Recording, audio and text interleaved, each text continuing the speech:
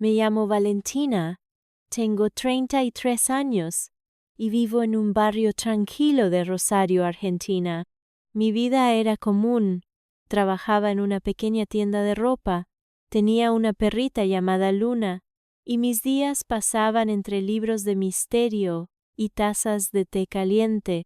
Siempre fui una persona solitaria, no por falta de opciones, sino por elección. Pero todo cambió el día que compré a Emilia, mi baby reborn.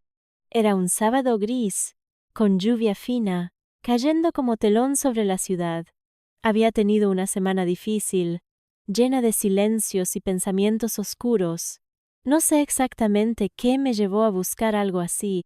Tal vez fue la nostalgia, tal vez la necesidad de llenar un vacío. Encontré a Emilia en una tienda en línea especializada en muñecas hiperrealistas. Su rostro, tan sereno, sus ojos cerrados como si durmiera un sueño eterno, me conmovieron profundamente. La compré sin pensarlo mucho. Cuando llegó, venía envuelta en una manta de flores celestes dentro de una caja decorada con delicadeza. El olor a talco de bebé impregnaba el aire. La tomé en brazos y por un momento sentí una paz que no había experimentado en años. Le puse el nombre Emilia, como mi abuela materna, una mujer dulce que siempre me decía que algún día sería una gran madre. La coloqué en una cuna improvisada al lado de mi cama. Le compré ropita, biberones, incluso un cochecito. Mis amigas pensaban que era raro. Algunas se reían, otras simplemente se alejaron. Pero para mí, Emilia era más que una muñeca. Era compañía, silencio compartido, la única presencia que no me exigía nada. Al principio todo era inocente. Yo la cuidaba, hablaba con ella como si fuera real, y eso me hacía sentir mejor. Pero con el tiempo algo empezó a cambiar. Cosas pequeñas, insignificantes. Por ejemplo, algunas mañanas encontraba su posición diferente a como la había dejado. Pensé que tal vez lo había olvidado o que Luna, mi perrita, la había empujado jugando. Pero Luna nunca subía a mi cama. Una noche, escuché un ruido suave, como un llanto apagado. Me levanté asustada y fui directo a la cuna. Emilia estaba en el mismo lugar, pero sus manitos, que yo había dejado cruzadas sobre su pecho, ahora colgaban hacia los lados. Me quedé mirándola largo rato. El ambiente en la habitación se sentía distinto, más frío. Intenté ignorarlo. Me convencí de que estaba sugestionada por las novelas de terror que leía, pero las cosas fueron aumentando. A veces despertaba con la sensación de que alguien me observaba. Sentía una presencia, como si ya no estuviera sola. Un domingo por la mañana, decidí llevar a Emilia al parque. La puse en su cochecito, le ajusté su gorrito blanco y salí. Mientras caminaba, muchas personas se acercaban a ver a mi bebé. Algunos comentaban lo real que parecía. Otros me felicitaban. Nadie sospechaba que era una muñeca. Al regresar, vi algo que me heló la sangre. En la pared del dormitorio, justo sobre la cuna de Emilia, había marcas de manos pequeñas, como impresas en polvo. No podían ser de Luna, y yo no las había hecho. Empecé a sentir miedo, miedo real, pero aún así no podía deshacerme de ella. Algo en mí se lo impedía. Era como si la muñeca me hubiera atrapado en su mundo, uno del que no podía salir. Una noche, soñé que Emilia me hablaba. Su voz era suave, infantil, pero cargada de tristeza. Me decía cosas confusas. No quiero estar sola, mami. Ellos me lastiman cuando tú duermes. No cierres la puerta, mami. Me desperté empapada en sudor, y ahí estaba ella, en mi cama, abrazada a mí. Yo no la había puesto ahí. Desde ese momento supe que algo no andaba bien. A partir de aquella noche en la que encontré a Emilia en mi cama, las cosas dejaron de ser simples coincidencias. Empecé a documentar todo. Tomaba fotos antes de dormir, anotaba en un cuaderno las posiciones de la muñeca, las sensaciones, los sueños. Cada detalle contaba, porque en el fondo de mi alma sabía que esto ya no era psicológico. Algo o alguien estaba usando a Emilia como canal. Luna, mi perrita, también cambió. Ya no se acercaba a la habitación. Se quedaba bajo la mesa o se escondía en la cocina, lloriqueando sin razón aparente. Incluso llegó a hacer sus necesidades dentro de casa, cosa que nunca había hecho. Su mirada al pasar frente a la cuna de Emilia era de un miedo que solo los animales pueden expresar. Una madrugada, mientras anotaba en mi cuaderno, sentí un escalofrío intenso. El aire se volvió denso, pesado, y de pronto escuché una voz susurrando muy cerca de mi oído. ¿Me amas, mamá? Me paralicé. No había nadie en la habitación, pero lo había oído con claridad. Grité. Luna comenzó a ladrar como si intentara protegerme de algo invisible. Decidí llamar a una amiga, Sofía, la única que aún me hablaba con algo de simpatía. Cuando le conté lo que estaba pasando, su reacción fue inmediata. Voy para allá. Esa noche se quedó conmigo. Le mostré a Emilia, mi cuaderno, todo. Ella no dijo nada al principio, pero su expresión de incredulidad se fue tornando en preocupación real a medida que pasaban las horas. Mientras tomábamos un té en la cocina, escuchamos un golpe seco en la habitación. Corrimos. La cuna estaba en el suelo y Emilia no estaba. Revolvimos toda la casa hasta encontrarla en el armario del pasillo. ¿Cómo había llegado ahí? Yo tenía la llave de la puerta. Nadie más había entrado. Esto no es normal. Vale, esa muñeca no está sola. Hay algo más, dijo Sofía con un temblor en la voz que no le había escuchado nunca. A la mañana siguiente fuimos a ver a una señora conocida por hacer limpiezas. Se llamaba doña Irma, una mujer mayor, de esas que parecen haber visto demasiado en la vida. Escuchó mi historia en silencio, tocó la muñeca y cerró los ojos. Después de un rato, murmuró: «Aquí hay dolor, mucho dolor. Esto no es una muñeca cualquiera, niña. Aquí hay un alma atrapada, una que no encontró descanso». Me explicó que, en ocasiones, objetos como muñecas pueden ser vehículos para espíritus, especialmente si están cargadas emocionalmente o fueron manipuladas en rituales. Me preguntó de dónde había salido Emilia, quién la había hecho, pero yo no sabía. Solo recordaba que la había comprado en una tienda en línea, que curiosamente ya no existía. Doña Irma quiso hacer una limpieza espiritual esa misma tarde. Colocó velas blancas, inciensos, rezó oraciones que no comprendí y me pidió que sostuviera a Emilia durante el proceso. La energía en la habitación era indescriptible. De repente, una de las velas estalló y el humo se volvió negro. Doña Irma gritó que la soltara.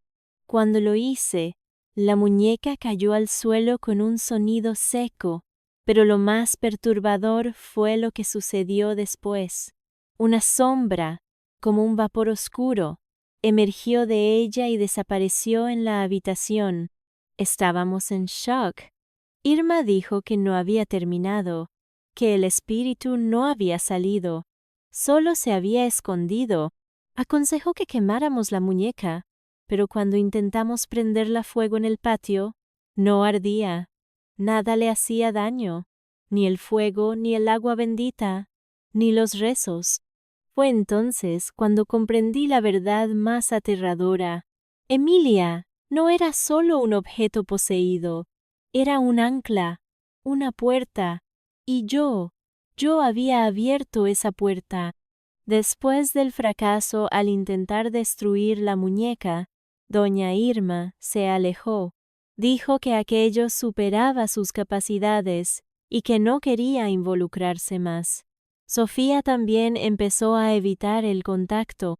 Ya no respondía los mensajes y, cuando llamaba, decía estar muy ocupada. Me sentí completamente sola con Emilia y con lo que fuera que estaba detrás de ella. Esa noche decidí que necesitaba entender el origen de la muñeca. Revisé antiguos correos electrónicos hasta encontrar el comprobante de la compra. La tienda se llamaba Encantos Reborn y su dirección virtual había desaparecido, pero logré rescatar el nombre de la vendedora, Maribel Cortés. Había un número de celular asociado al viejo anuncio. Llamé. La llamada fue al buzón. Lo intenté de nuevo.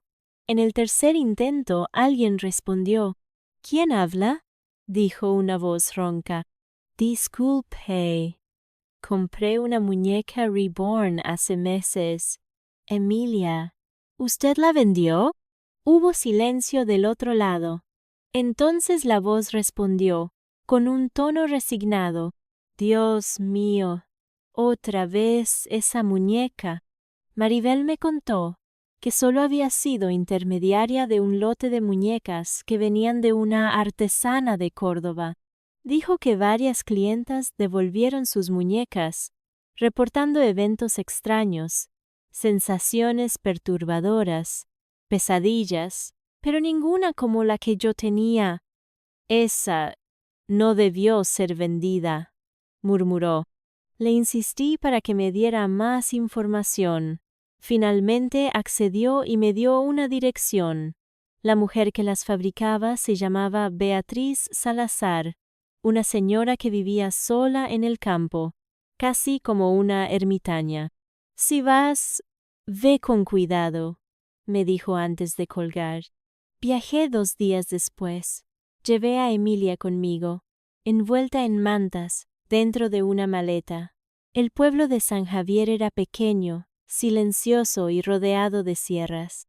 La casa de Beatriz parecía salida de un cuento de brujas, antigua, con ventanas tapadas y un jardín lleno de muñecas colgando de los árboles. Un escalofrío me recorrió la espalda. Toqué el timbre. Una mujer de ojos hundidos y cabello gris abrió lentamente la puerta. Sin que dijera una sola palabra, miró mi maleta y dijo, «¿La trajiste contigo?» Asentí en silencio. Beatriz me hizo pasar. La casa olía a hierbas secas, cera y algo más, algo dulce y podrido a la vez. Nos sentamos en la cocina y, cuando abrí la maleta y revelé a Emilia, sus ojos se llenaron de lágrimas. «Yo no hice esa muñeca para ti», susurró. Explicó que cada muñeca era creada por encargo, con intenciones específicas, algunas para ayudar a madres en duelo, otras para acompañar a personas solitarias. Pero Emilia fue diferente. Fue creada a petición de una mujer que perdió a su hija en circunstancias horribles. La madre, desesperada, recurrió a un ritual para atrapar el alma de la niña en un objeto físico, creyendo que así la tendría consigo. El ritual salió mal. Lo que quedó no fue la niña, sino el eco de su dolor, un residuo de sufrimiento, un fragmento oscuro. Beatriz intentó deshacerse de la muñeca, pero no pudo. La enterró en su jardín, pero fue desenterrada días después por unos perros. Se la entregó a Maribel, quien no sabía su historia. Y así, Emilia llegó a mis manos. Y ahora ya está en ti, dijo Beatriz. Te eligió. Ya no busca una madre, busca un cuerpo. En ese momento comprendí la verdad más aterradora. Desde que Emilia estaba conmigo, yo había cambiado. Mis pensamientos ya no eran solo míos, mis recuerdos se confundían, y a veces mi voz sonaba diferente. Beatriz se acercó a la muñeca con una bolsita de sal negra y aceite de ruda. Comenzó a murmurar oraciones, pero apenas tocó a Emilia con la sal. Algo sucedió. Las luces de la casa parpadearon, y un grito agudo y ahogado resonó en las paredes. La muñeca cayó al suelo, y su cabeza giró lentamente, como si nos observara. «Es tarde», dijo Beatriz, con los ojos llenos de miedo. «¿Tarde para qué?» Me miró fijamente y respondió, «Ya no es solo una posesión, es un intercambio». Después de la advertencia de Beatriz, regresé a Rosario con una sensación de urgencia anidada en el pecho. El viaje de regreso fue un calvario.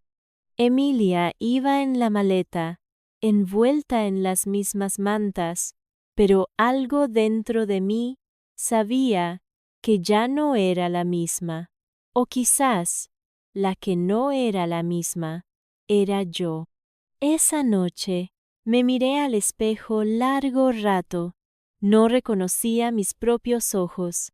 Había en ellos una sombra, una presencia.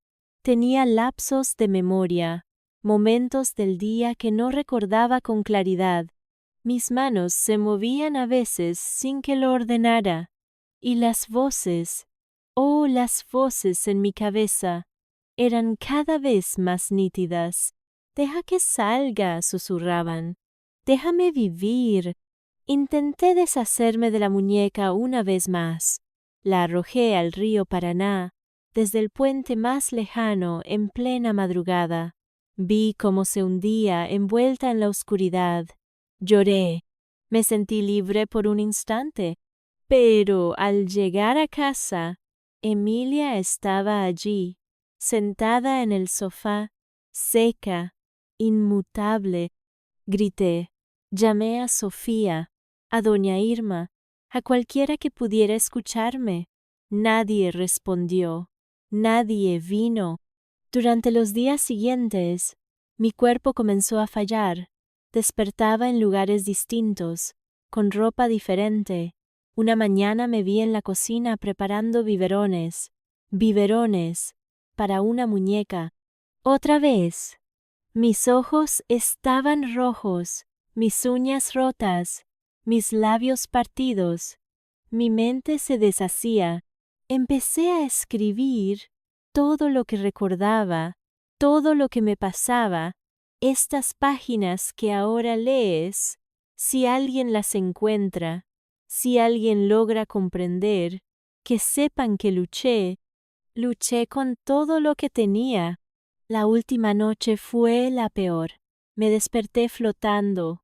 No mi cuerpo, mi conciencia, flotando como si estuviera atrapada en un rincón lejano dentro de mí misma.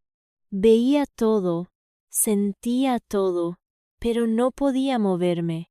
Mi cuerpo estaba de pie, me miraba en el espejo.